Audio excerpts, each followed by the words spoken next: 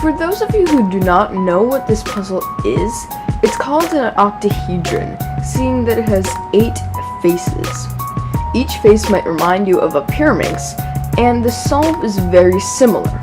Now, what exactly is special about this puzzle, and why am I showing it off to you today? This puzzle was built in the 80s, it was mass-produced, and my dad got it when he was a kid because he liked collecting puzzles. So since I know that many of you haven't seen this puzzle, or at least the version from the 80s, I want to do a quick overview on the puzzle. So let's just start off by how it turns. The tips turn, and it also turns like this. I've seen versions of this puzzle that turn on the face, so like this side would turn, but on this puzzle the corners turn.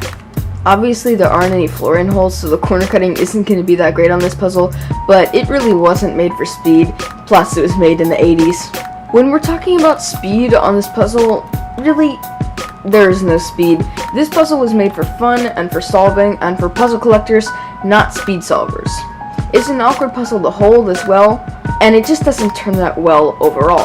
For comparison, here is it next to a 3x3. It's considerably smaller. So let's just go ahead and scramble this up and I'll show you a bit of how the solve goes.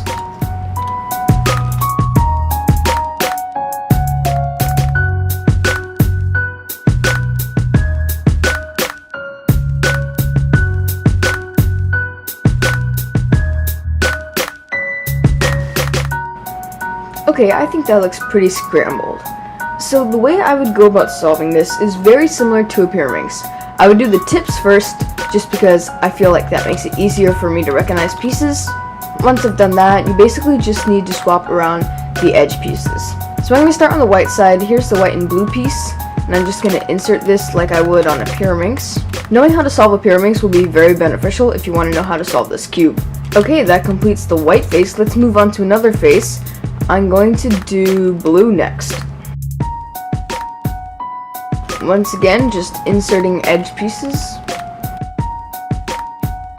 over and over again.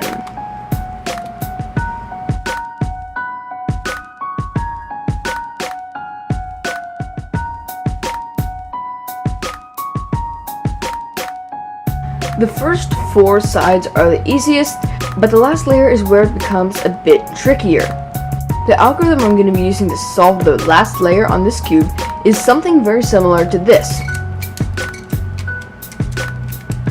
So we're going to be using a variation of that. Since there are 4 edges, it is going to be a bit different, however. So I'm going to start by doing these moves. Now, I see that this piece is yellow and orange. So I'm going to place in the yellow and orange faces here and here, and then bring this back up, so I can guarantee it'll be in the correct position.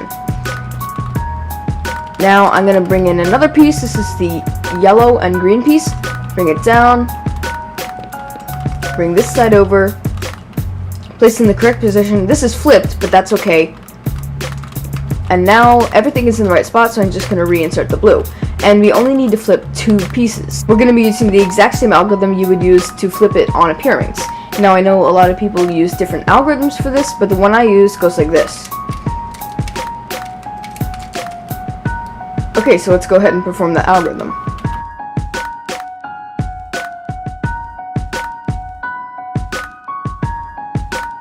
And we've solved the puzzle. I know that Diane makes one of these now, and it's a bit more speed cube friendly, but I figured I'd give an overview on this puzzle since it was the only one I had. It's a very fun puzzle, so if you want to pick it up, I just recommend the Diane version of it. Overall, this puzzle is really fun to solve with and pretty easy to figure out once you know how to solve a pyraminx. The method is very intuitive, and I'd highly suggest picking these up if you are a puzzle collector or you just want something new. That basically wraps up my overview on my 1980s octahedron. Thanks for watching, guys. Bye.